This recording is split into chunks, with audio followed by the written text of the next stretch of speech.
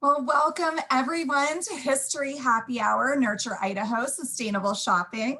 My name is Alison Espindola. I'm the Events and Rentals Coordinator at the Idaho State Museum.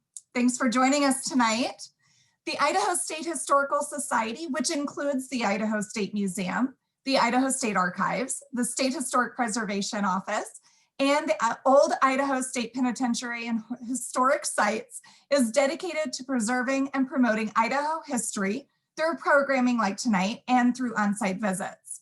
In addition to being open for on-site visitors, we do also offer a variety of off-site and virtual resources. To find out more about what we're offering on and off-site, please visit our website at history.idaho.gov. Now, tonight's History Happy Hour is meant to get you guys in the shopping spirit and following an age-old tradition of supporting local businesses. For centuries, Idaho has been a hub for visionaries and entrepreneurs alike. Considered one of the best entrepreneurial cultures in the United States, Idaho leads the country as one of the friendliest places to start a business. And none of this would be possible without your continued support. Now, throughout tonight, please ask any questions for our panelists by typing them into the chat bar. I'm going to do my best to get them all answered. And thank you for those that have already sent in your questions through email. I will also try and get those answered for you tonight. But I do want to test out that chat bar. So in your Zoom screen at the very bottom in the middle, there's a little chat icon. Go ahead and click on that chat bar and open up the chat screen and tell the panelists tonight what you guys are drinking tonight. I'm curious if anyone stopped by our beverage partner for tonight, Talea Wine, and picked up anything from them. Maybe a nice red or a white, but type it in there, share away. I happen to be enjoying my special History Happy Hour beverage from our new special edition History Happy Hour silicone cups. So these limited edition cups are designed for History Happy Hour goers such as yourself, and you can buy them at the store, in person at the museum or online. So in the chat bar, we shared with you a link to that, the shopping site that you can go to purchase this cup. It's only $15. So make sure to get yours before they're gone. I'm gonna be bringing mine camping this spring because it's so lightweight, it's perfect. And it's a great way, designed to help you support the Idaho State Museum and show others that you're a History Happy Hour goer too. But thank you guys so much for sharing. I already see questions coming in, drinks that are being shared. Thanks so much. Whatever you are drinking, make sure that you do top it off because we're going to get started. Our panelists tonight are Jerry Miller. He is the Business Retention and Expansion Specialist for Idaho Commerce. Jennifer Hensley, the Executive Director of the Downtown Boise Association, and Kelly Horsley, the Store Manager at the Idaho State Museum. Thank you three for being here tonight. And Jerry, I want to start this off with you tonight. I'm really curious if you can help and share about why Idaho is such a great place for businesses. Well, thank you for the invite tonight. I always appreciate any opportunity I get to promote Idaho and talk what a great business climate and environment that we have here in the state of Idaho. There's lots of reasons why Idaho is a good place for business. It was really, really hard to pare it down, but I've come down with the 5 that you see on your screen. Growing population means that we have more customers for businesses. Businesses can grow without stealing customers from each other, potentially, because of that. While it might not seem like it right now because of the status of the housing market and a couple other things that are going on in our economy, we are still relatively low cost to other states that are here in the West. The governor likes to talk about how Idaho is a low regulation state, and there's a little bit of truth to that, but businesses here in Idaho often have to deal with the same regulations that businesses across the country have to deal with. Where we differ quite a bit is that we're a bit more nimble and more proactive or friendly in helping businesses negotiate those regulations. If we were to create a list of the top 10 economic development projects that the state has landed since I've worked at the Department of Commerce, and I've been here about 25 years, 9 of those top 10 projects, we landed those projects because we were able to get those companies up and running faster than any other place in the country. And probably the biggest example of that is Chobani down in Twin Falls. Took us about, I think, 10 months from when they first called the governor's office to when they were having their ribbon cutting in Twin Falls. Work ethic is one that gets pushed around or mentioned a lot by states. How do you document something like that? Well, the experts that do site selection and business location, what they'll do is they'll look at average school attendance in a particular community. The average daily school attendance in the country is about 92%. In Idaho, it's 94.5. And because that is an average, we have quite a few communities where that average is much higher. Well, why is that important? Well, first of all, it says that kids who feel like they have an obligation to go to school and go to school on a regular basis and have good attendance tend to be adults who feel that way about their working environment. And another thing that demonstrates to a potential company is that they're not going to have to worry about adults taking off from work to be home with their kids if it's a community where the school attendance is really, really high. And last but not least, we're blessed in Idaho that we're centrally located. We're approximately 800 miles away from 12 major metropolitan areas.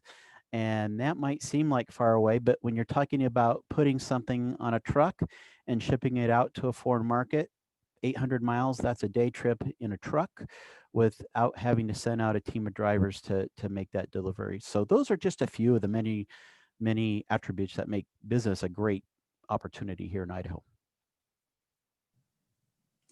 Thanks, Jerry. I never would have connected school attendance with future work ethic, but it makes sense when you say that, it's building that connection between showing up to school and showing up to your position. So that's really interesting that you say that. And Jennifer, I'm curious from your perspective, is there something different that you see that Jerry didn't mention, or do you kind of agree with him?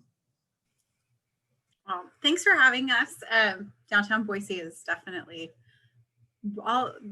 ready to talk about shopping because it's the holiday season. But yeah, I would definitely say I agree with Jerry that, those are definitely the reasons that it's great to do business here. But I will add in kind of the personal piece of this, that it's great to do business here because of the people. It never ceases to amaze me that just the cheer and the warmth that you feel from business owners. As I roam around downtown, they're just so welcoming and warm. And that's just something that differentiates Idaho for sure. Thank you. People are really the backstory and the backbone of business. So it makes sense that would be a good driving force behind what makes Idaho so special. And Kelly, as the store manager at the Idaho State Museum, you work with a lot of Idaho-based vendors and business owners. So what about your perspective? What do you find when you work with them? Why do they choose to work here in Idaho?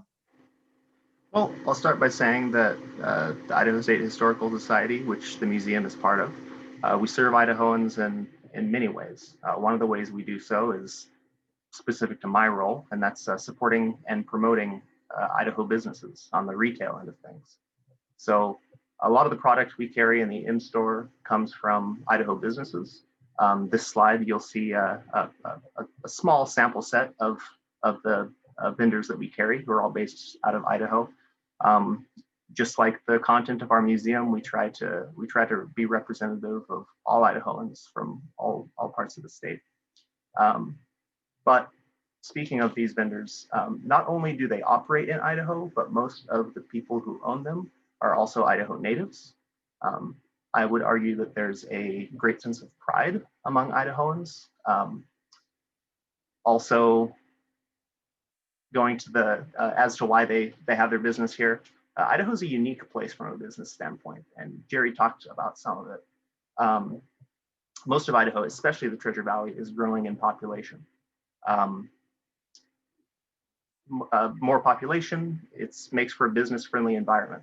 you have more potential customers, and a bigger customer base is exactly what businesses want. Thank you, Kelly. That's a nice selection of businesses to represented there. And I want to stay with you, and I'd love to hear your perspective on what it really means to shop local. I feel like sometimes, at least in my world, it means different things at different points of or different discussions. So what does that mean to you? Well, I'd say shopping local, if I had to give it a definition, I would say it's supporting the community that you find yourself in at that moment. It doesn't have to be your hometown, but like, you know, if you're out on vacation, so support a local business. You're enjoying the place, you're in it. And then of course, support local businesses from where you're from as well. As to why it's important to shop local, I would say, well, I'm going to use a really specific example to make a more broad point. So I'm going to use my friend Shay as an example. She's a local ceramic artist. She runs the Boise-based business Clay by Shay. I'm actually drinking out of one of her mugs. I'm not sure if you guys can see that. It might be a little dark. It's a mug with a face on it. It's kind of fun. Anyways, so again, using Shay as an example, the point that I'm trying to make is that there's a domino effect when you shop locally. Talking to Shay about this, she started the Boise Bike Delivery Project, which is her way of saying, like, if you order something when the weather's nice and you're close enough, I'll ride my bike to you to deliver it. So it's zero carbon emissions. Of course, also whenever there's a local delivery, there's inherently just not as much packaging used, not as much waste. It's better for the environment as opposed to shipping by mail. A couple other things that she mentioned, again, specifically to her, but it proves a broader point. You're able to cultivate those personal relationships when you shop locally. Like she'll have whenever she offers curbside pickup, she'll have people come to her studio to pick it up. She gets to talk to them. She gets to find out why they chose to get her product. You don't get that kind of personal relationship from a bigger retailer. Also, small businesses support each other. Using Shay again as an example, she gets packaging supplies from the co-op. So the co-op saves all of their packaging supplies that they get whenever they get orders, and she picks it up from them. So it adds an extra step to the supply chain. And really, you can see these kind of patterns. Even though I'm using one example, you can see that in most small businesses. I guess to sum it up, it's a personal touch that you don't get from bigger retailers, bigger businesses. Thanks, Kelly. That's a great example, and I love how it's one perspective, but how it is a broader context. Jerry, I'd love to hear your perspective because you work with businesses on a statewide, broad scale, all different sizes. What does it mean to you, the term shop local? Well, Kelly hit on a very, very important point and a very important concept. And that is when you shop local, when you buy from a local business, you create a ripple effect in your local community and your economy. That dollar you spend with Amazon, well, now that there's that big warehouse out there in Nampa, maybe a couple pennies of that stays here in Idaho. The rest goes off to Seattle and Washington, D.C.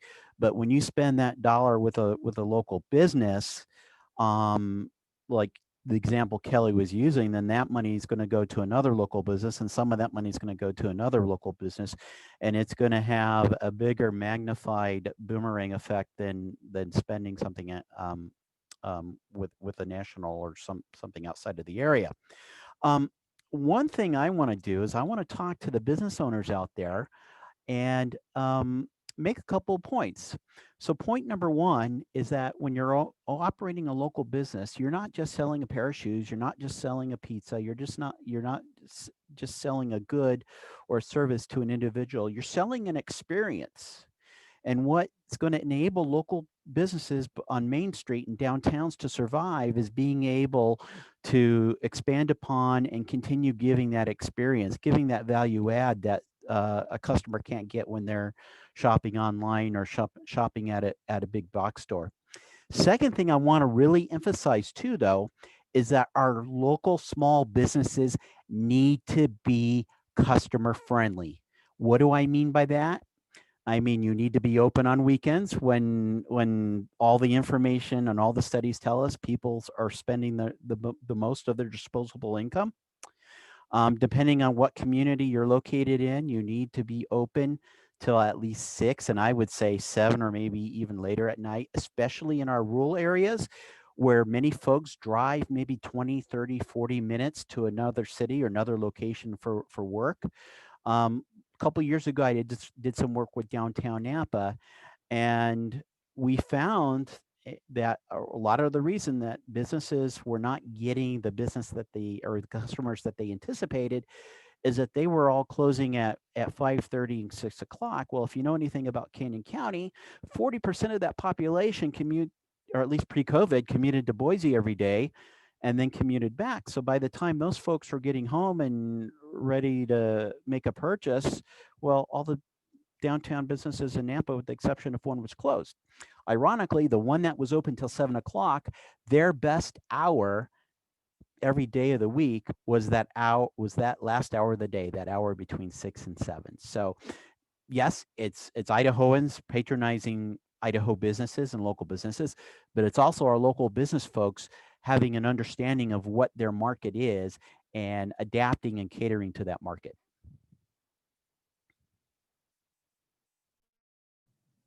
Thanks, Jerry. That's really good, tangible advice.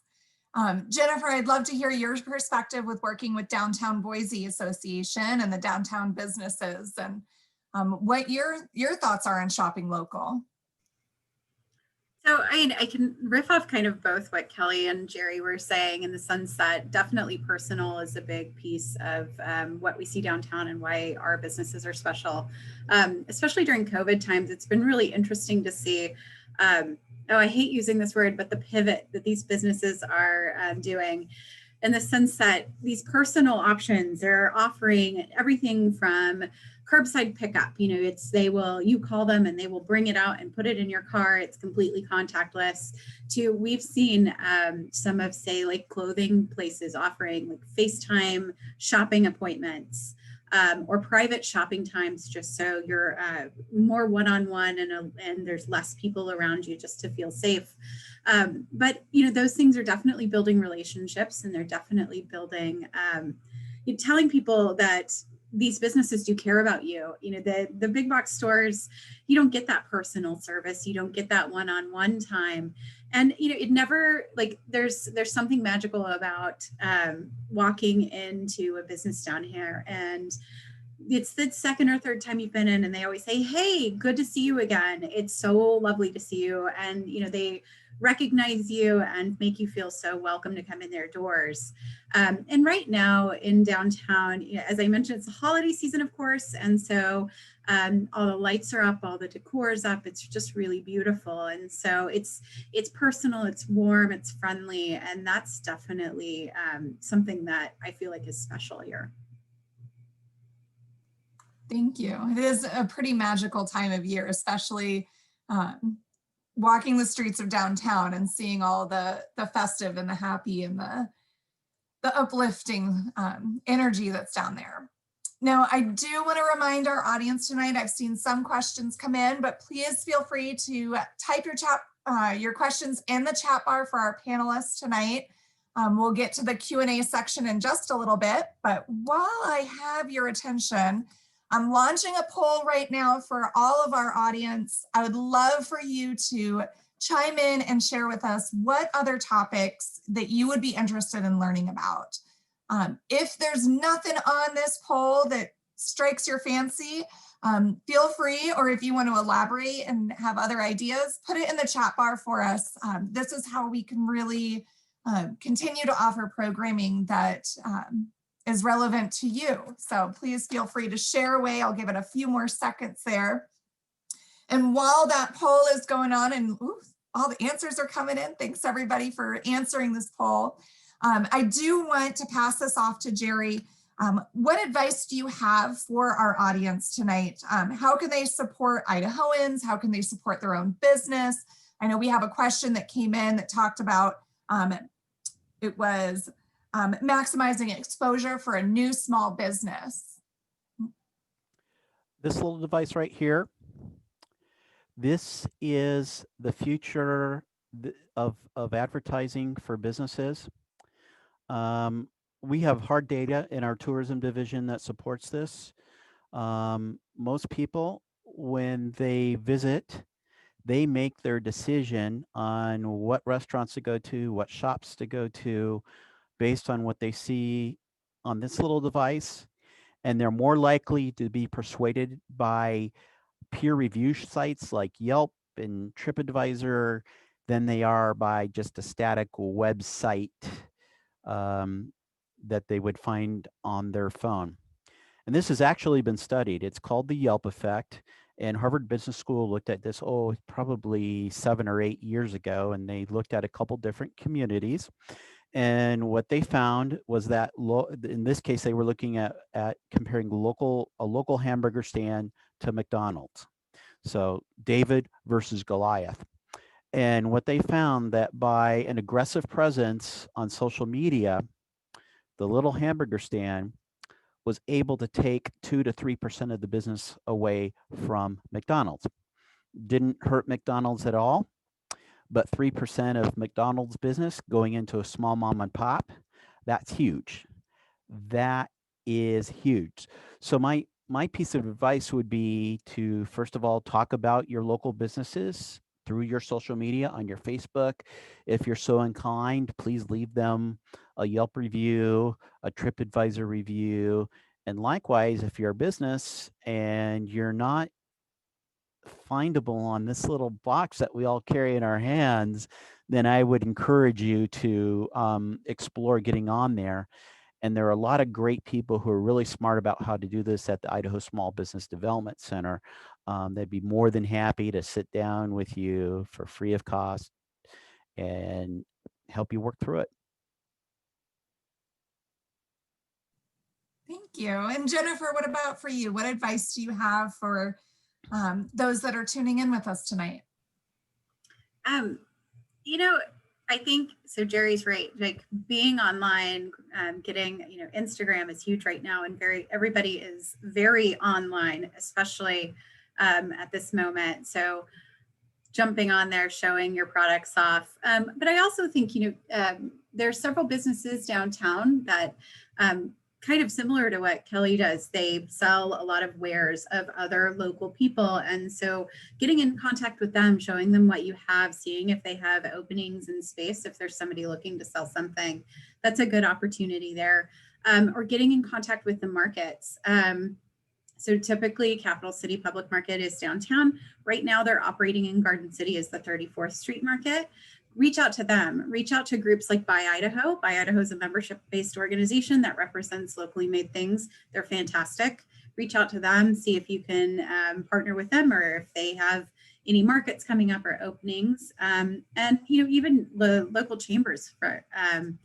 So the chamber here does excellent work and really works for their members. So those memberships are super valuable and can help get you in front of people. Thank you. And finally, Kelly, I would love to hear from you. How can our audience really support local business and Idaho business in their own? Well, I'd say Jerry and Jennifer covered most of it, but again, I would just reiterate, a small business is usually just as accessible as a larger business. For example, especially at this time that we're living through, I don't know of a single small business who doesn't offer some version of curbside pickup, call ahead order, delivery, online orders. It's just a matter of taking those steps to find out who to shop from. So I would say that everybody has the opportunity, might even go as far as to say the obligation to support small businesses because they need it now more than ever. And again, I reiterate, it's that personal touch that you get with small businesses that you don't get elsewhere. Amazon might remember your username and password when you return, but they don't really know who you are. They don't really remember you. And that's something that you do get with small businesses. Thank you. And that leads really really well into a question that came in from the audience. And it was about Etsy. Because talking about that online presence for small, the question is, how many small Idaho businesses use sites like Etsy, and are there comparable sites to help promote small businesses? So I don't know if anyone has an opinion or perspective on this. Jennifer, Jerry? I can just throw out there that early in the pandemic, a lot of the downtown businesses, we heard from them saying they'd always intended to do websites. They just never had the time. And so this forced them to put it out there.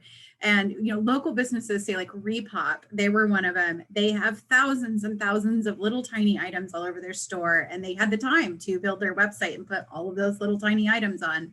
And so there's quite a few of them that have done that. And it's, from what I hear from them, it's been a really well received thing to add a new website. And they're doing pretty good with them. And so I don't know about Etsy and such, but I do know quite a few of them have their own singular websites.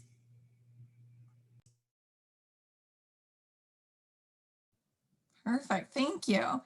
And then we did have another question that came in. So just time for one last question real quick before we wrap up. But what are some of the most unique businesses in Idaho that others might not know about? And Jerry, you and I, and we were all chatting about some really interesting ones that you know about that are kind of outside of the downtown area. Yes, if we could have the slide, please. And this is Cottonwood, Idaho. It's the Dog Bark Inn and Chainsaw Art Gallery. Yes, that big wooden dog there is a B&B that can be rented out for the night. The gentleman and his wife who built that actually started kind of their second business there doing carve-outs of dogs, and then had the ambition to actually build the B&B Beagle. And one of these days have a discussion about maybe adding some additional dogs to the dog park for to accommodate visitors. But this, you'll find this off of Highway 95, just outside of Cottonwood, Idaho. And it's received a lot of press and a lot of national exposure through the years. Perfect, thank you. That is definitely a unique business. Well, wonderful. Thank you all for being here tonight. Thank you for our guest panelists. We are committed here at the Idaho State Museum and the Idaho State Historical Society with providing opportunities like this to share with you, our visitor, while at home or at one of our sites.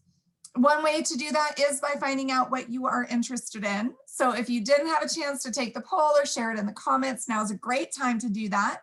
Also, we're going to be sharing with you in just a second a link to a short survey. That's another great opportunity for you to just share a little bit about yourself and what you're interested in. Don't worry, if you miss that link tonight, you're going to get an email with it tomorrow, along with some of the other resources mentioned tonight. Jerry was very kind enough to share a large list of wonderful resources for business owners and those interested in starting or growing a business. So keep an eye out for that email tomorrow with all of that information in there. For up-to-date information about other events, how to become a member, to buy your own Silicone History Happy Hour cup, please visit our website at history.idaho.gov or stay up to date on our social media pages. Go ahead and follow and subscribe to our YouTube channel. We'll be posting a recording of this video and of this event on there shortly. So make sure you subscribe to stay up to date there. We hope to see you at one of our sites soon. Thank you. Have a great night and stay safe.